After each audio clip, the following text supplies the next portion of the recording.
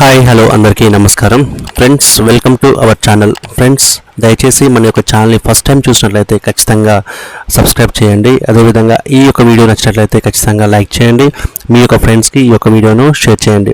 So friends, ఈ notification సంబంధించి మనకు ఆంధ్రప్రదేశ్లోని ఆరోగ్య శాఖలో మనకు వివిధ కేటగిరీలో ఉన్నటువంటి ఉద్యోగాలు భర్తీ చేయడానికి మనకు ఈ యొక్క నోటిఫికేషన్ అయితే విడుదల చేశారు. సో ఈ నోటిఫికేషన్ సంబంధించి 24 మార్చ్ 2020 రోజు అయితే మనకు ఈ యొక్క నోటిఫికేషన్ బయటికి విడుదలైంది. సో దీని తర్వాత మనకి అప్లికేషన్ వచ్చేసి లాస్ట్ డేటు మనం 1 ఏప్రిల్ 2020 రోజు వరకు అయితే మనం కంప్లీట్ చేయాల్సి ఉంటుంది. సో ఈ యొక్క అప్లికేషన్ ప్రాసెస్ అనేది మనకు ఆఫ్లైన్లో ఉంటుంది. అంటే రిజిస్టర్ పోస్ట్ ద్వారా కానీ లేదంటే స్పీడ్ పోస్ట్ ద్వారా కానీ మనం ఈ యొక్క అప్లికేషన్ చేయవలసి ఉంటుంది. కాబట్టి లాస్ట్ మినిట్ రష్ వరకు వెయిట్ చేయకుండా ఖచ్చితంగా మీ యొక్క అప్లికేషన్ ప్రాసెస్ని వెంటనే స్టార్ట్ చేయండి. సో ఈ యొక్క అప్లికేషన్ సబ్మిట్ చేసిన తర్వాత మనకి స్క్రూటినీ వచ్చేసి మనకు 1 ఏప్రిల్ 2026 నుంచి మనకు 10th ఏప్రిల్ వరకు అయితే మనకు 10 days పాటు ఈ యొక్క స్క్రూటినీ అప్లికేషన్స్ అనేది కంప్లీట్ చేసుకుంటారు. సో స్క్రూటినీ కంప్లీట్ అయిన తర్వాత మనకు ప్రొవిజనల్ మెరిట్ లిస్ట్ అనేది మనకు 13th ఏప్రిల్ 2020 రోజు అయితే మనకు ప్రొవిజనల్ మెరిట్ లిస్ట్ అయితే మనకు బయటికి విడుదల చేస్తారు. ఆ తర్వాత ఈ యొక్క ప్రొవిజనల్ మెరిట్ లిస్ట్ పైన ఏవైనా గ్రీవెన్స్ ఉంటే కనుక వాటికి సంబంధించి 20 ఏప్రిల్ 2026 వరకు అయితే మనకు ఈ యొక్క గ్రీవెన్స్ అప్లికేషన్ తీసుకుంటారు. ఒకవేళ గ్రీవెన్స్ లేకుండా అన్ని క్లియరింగ్ అయిన తర్వాత మనకు ఫైనల్ మెరిట్ లిస్ట్ వచ్చేసి మనకు 25th ఏప్రిల్ 2026 నుంచి మనకు డిస్ట్రిక్ట్ కలెక్టర్ ఆఫీస్లో మనకు విడుదల చేస్తారు. ఆ తర్వాత సెలక్షన్ లిస్ట్ వచ్చేసి మనకు 29th ఏప్రిల్ 2020 రోజు అయితే మనకు ఈ యొక్క ఫైనల్ మెరిట్ లిస్ట్ అంటే సెలక్షన్ లిస్ట్ అనేది మనకు ప్రొవైడ్ చేస్తారు.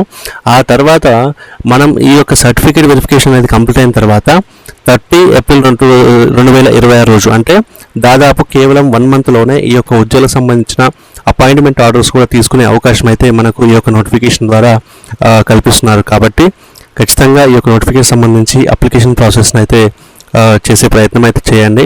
సో దీని ద్వారా మనకు ఆంధ్రప్రదేశ్లోని ఆరోగ్య శాఖలో ఉద్యోగం సంపాదించే అవకాశం అయితే మనకు దీని ద్వారా లభిస్తుంది. సో దీంట్లో మనకి రకరకాల ఉద్యోగాలు అయితే మనకి ఇక్కడ ప్రొవైడ్ చేశారు. దీంట్లో చౌకీదార్ ఉద్యోగాలు ఉన్నాయి, హౌస్ కీపింగ్ ఉద్యోగాలు ఉన్నాయి, యోగా థెరపిస్ట్ ఉన్నాయి, dance, music, art teacher so part టైంలో ఉన్నారు. అదేవిధంగా పీర్ ఎడ్యుకేటరు, అదేవిధంగా project coordinator cum vocational counsellor సంబంధించి ఉద్యోగాలు అయితే మనకు ఈ నోటిఫికేషన్ ద్వారా భర్తీ చేస్తున్నారు. సో ఇక్కడ మీరు చూసినట్లయితే మనకు హౌస్ కీపింగ్ స్టాఫ్ కింద మనకి ఫుల్ టైం పనిచేయడానికి ఖచ్చితంగా 10th క్లాస్ పాస్ అయి ఉండాలని చెప్పారు. ఏదైనా ఒక రికగ్నైజ్డ్ యూనివర్సిటీ నుంచి అంటే బోర్డు నుంచి మనకు 10th పాస్ అయి ఉండాలి. అదేవిధంగా మినిమం 1 year ఎక్స్పీరియన్స్ వచ్చేసి మనకు హౌస్ కీపింగ్లో ఒక 1 year ఎక్స్పీరియన్స్ ఉండాలని చెప్పేసి కూడా మనకు నోటిఫికేషన్లో తెలియజేశారు. అదేవిధంగా చౌకీదార్ ఉద్యోగాలకు సంబంధించి కూడా మనకి 10th క్లాస్ పాస్ అయి ఉండాలి. అదే ప్రాబబుల్లీ ఫ్రమ్ ఏపీ నుంచి పాస్ అయితే కనుక ఇంకా మనకు అడ్వాంటేజ్ అయితే ఉంటుంది. అదేవిధంగా మేల్ క్యాండిడేట్స్ మాత్రమే ఈ యొక్క ఉద్యోగానికి అప్లై చేసుకోవాలని చెప్పేసి కూడా మనకు నోటిఫికేషన్లో తెలియజేశారు. సో అదేవిధంగా పీర్ ఎడ్యుకేటర్ సంబంధించి సో ఈ drug addiction centre, de addiction centre కాబట్టి ఖచ్చితంగా లిటరేట్ అంటే షుడ్ బి ఖచ్చితంగా చదువుకొని ఉండాలి. Ex drug user 1 to 2 years of sobriety, willing to work among drug using population to have communication skills అని ఉండాలి చెప్పేసి చెప్పారు. అంటే డ్రగ్ అడిక్ట్ అయిన వారు ఎవరైతే ఉన్నారో వారితో కమ్యూనికేషన్ స్కిల్స్ ఉండాలని చెప్పేసి కూడా నోటిఫికేషన్లో తెలియజేశారు. అదేవిధంగా project coordinator cum vocational council సంబంధించి ఖచ్చితంగా గ్రాడ్యుయేషన్ అయితే ఉండాలని చెప్పేసి చెప్పారు. అదేవిధంగా minimum 3 years of demonstration capability of running such centre, ఇలాంటి సెంటర్స్ నడిపించే అనుభవం మనకి ఒక 3 years వరకు ఉండాలని చెప్పేసి కూడా నోటిఫికేషన్లో తెలియజేశారు. అదేవిధంగా యోగా థెరపిస్ట్ కానీ డాన్స్, మ్యూజిక్, ఆర్ట్ టీచర్ సంబంధించిన టీచర్ ఏదైతే ఉందో ఈ యొక్క ఉద్యోగం సంబంధించి ఎక్స్పీరియన్స్ వచ్చేసి ఖచ్చితంగా 3 years ఆఫ్ అంటే కంటిన్యూస్గా మనకు 3 years వర్క్ చేసిన అనుభవం ఉండాలని చెప్పేసి కూడా మనకు నోటిఫికేషన్లో తెలియజేశారు. అదేవిధంగా మినిమం ఏజ్ లిమిట్ వచ్చేసి మనకు 18 years మినిమం ఏజ్ తీసుకున్నారు. మ్యాక్సిమం ఏజ్ 42 years వరకు అయితే అప్లై చేసుకోవచ్చు. సో ఈ యొక్క ఏజ్ వచ్చేసి మనకు 1/1/2026 వరకు అయితే కట్ ఆఫ్ డేట్ ఉంటుంది. ఆ డేట్ లోపలనే మనం ఈ యొక్క ఏజ్ని మనం కంప్లీట్ చేసుకుని ఉండాలి. అదేవిధంగా గవర్నమెంట్ షెడ్యూల్ ప్రకారం మనకి ఏవైతే SC, ST, BC and economical weaker sections candidates ఉన్నారో వారికి 5 సంవత్సరాల రిలాక్సేషన్ అయితే లభిస్తుంది. అదేవిధంగా ఎక్స్ సర్వీస్మెన్ ఎవరైతే ఉన్నారో వారికి 3 సంవత్సరాల రిలాక్సేషన్ అయితే లభిస్తుంది. డిఫరెంట్లీ ఏబుల్డ్ పర్సన్స్ ఎవరైతే ఉన్నారో వారికి 10 years ఆఫ్ రిలాక్సేషన్ అయితే లభిస్తుంది. సో మ్యాక్సిమం ఏజ్ లిమిట్ వచ్చేసి 52 years వరకు అన్ని రిలాక్సేషన్స్ కలుపుకొని మనకు 52 సంవత్సరాల వరకు అప్లై చేసుకునే అవకాశం అయితే ఈ యొక్క నోటిఫికేషన్ ద్వారా కల్పిస్తున్నారు. సో దీనికి సంబంధించి ఫీ అనేది మనకు పే చేయాల్సి ఉంటుంది. సో జనరల్ క్యాండిడేట్స్ ఎవరైతే ఉన్నారో జనరల్ క్యాండిడేట్స్ వచ్చేసి మనకు 300 రూపాయల అప్లికేషన్ ఫీ అనేది పే చేయాల్సి ఉంటుంది.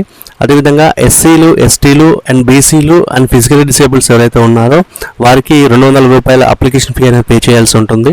సో ఈ యొక్క ఫీ పేమెంట్ అనేది మనకు college development society GMC Ongole అనే పేరు మీద మనం డీడీ డిమాండ్ డ్రాఫ్ట్ తీయాల్సి ఉంటుంది. సో ఈ డీడీ ద్వారా మనకు ఈ యొక్క పేమెంట్ చేసిన తర్వాత మన యొక్క అప్లికేషన్ ఫామ్తో పాటు ఈ యొక్క డీడీని కూడా మనము సబ్మిట్ చేయాల్సి ఉంటుందని చెప్పేసి మనకు నోటిఫికేషన్లో తెలియజేశారు.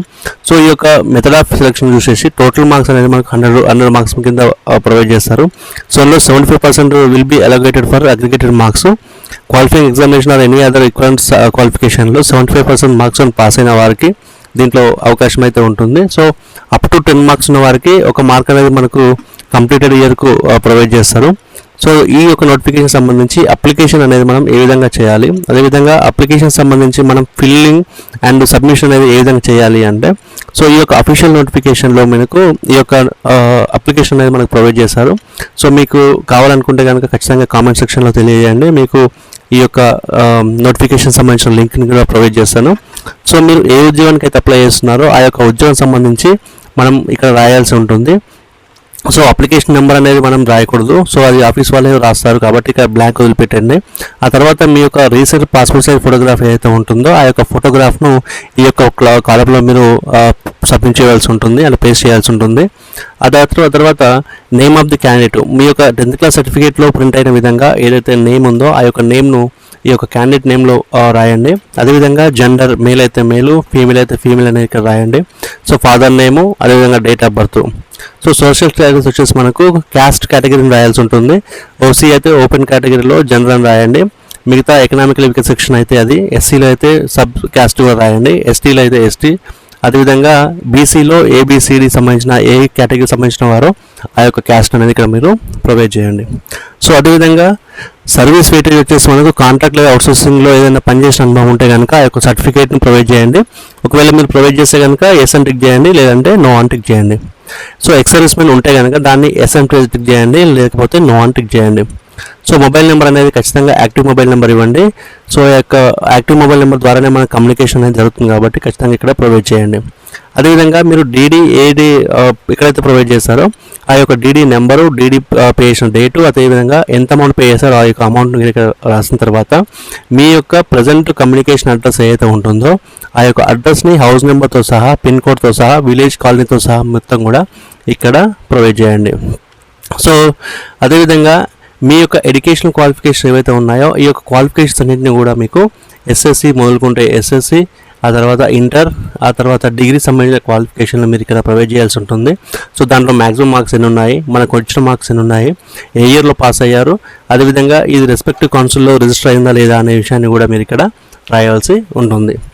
అదేవిధంగా ఇక్కడ డీటెయిల్స్ ఆఫ్ కాంట్రాక్ట్ సర్వీస్ చేసినట్లయితే, ఎక్కడైనా మీరు కాంట్రాక్ట్ వర్క్లో చేసినట్లయితే ఆ యొక్క డీటెయిల్స్ ఏ ఇన్స్టిట్యూషన్లో చేశారు, కాంట్రాక్టా, రెగ్యులరా, అర్బనా, రూరలా, అదేవిధంగా పీరియడ్ ఎప్పటి నుంచి ఎప్పటి వరకు, టోటల్ ఎన్ని సంవత్సరాల ఎక్స్పీరియన్స్ ఉంది, అదేవిధంగా సర్వీస్ సర్టిఫికేట్ ఇచ్చారా లేదా అనే విషయాన్ని కూడా మీరు ఇక్కడ ప్రొవైడ్ చేయాల్సి ఉంటుంది.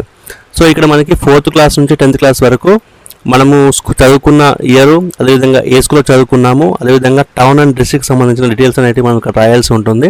సో ఎందుకంటే ఇది మనకు లోకల్ స్టేటస్ కింద పనిచేస్తుంది కాబట్టి, సో ఈ యొక్క లోకల్ స్టేటస్ కింద మనకు ఒంగోలులో సంబంధించిన ఉద్యోగమే కాబట్టి సో ఒంగోలు వారికి అవకాశం అయితే ఉంటుంది.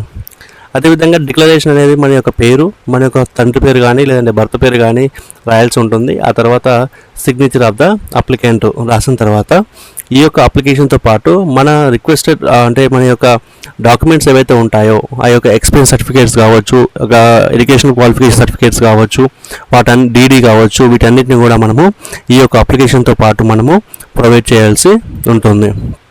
సో ఈ యొక్క నోటిఫికేషన్ ద్వారా మనకి దాదాపు 6 ఉద్యోగాలు అంటే ప్రాజెక్ట్ కోఆర్డినేటర్ సంబంధించి 1 ఉద్యోగము, పీర్ ఎడ్యుకేటర్ సంబంధించి 1 ఉద్యోగము, చౌకీదార్ సంబంధించి 2 ఉద్యోగాలు, హౌస్ కీపింగ్ సంబంధించి 1 ఉద్యోగం అండ్ యోగా థెరపీ సంబంధించి 1 ఉద్యోగం. సో మొత్తం కూడా ఇక్కడ మనకి 6 ఉద్యోగాలు అయితే ఖాళీగా ఉన్నాయి కాబట్టి సో ఈ యొక్క 6 ఉద్యోగాలకు సంబంధించి భర్తీ చేయడానికి ఈ యొక్క నోటిఫికేషన్ ద్వారా భర్తీ చేస్తారు. సో దీంట్లో మనకి ఎవరైతే ఈ యొక్క ఉద్యోగం సెలెక్ట్ అవుతారో వారికి ప్రాజెక్ట్ కోఆర్డినేటర్ కింద మనకి 25,000, పీర్ ఎడ్యుకేటర్ కింద 10,000 అండ్ చౌకీదార్, హౌస్ కీపింగ్ అండ్ యోగా థెరపీకి సంబంధించి 9,000 రూపాయల రెమ్యూనరేషన్ అందించడానికి నోటిఫికేషన్ అయితే ఉపయోగపడుతుంది. సో ఫ్రెండ్స్, ఇది ఈరోజు మనకు ఆంధ్రప్రదేశ్లోని మెడికల్ అంటే ఆరోగ్య శాఖలో ఈ యొక్క నోటిఫికేషన్ విడుదలైంది. సో మళ్ళీ ఈ యొక్క నోటిఫికేషన్తో మళ్ళీ ముందుకు వస్తాను. అందరికీ సెలవు, నమస్తే, జై హింద్.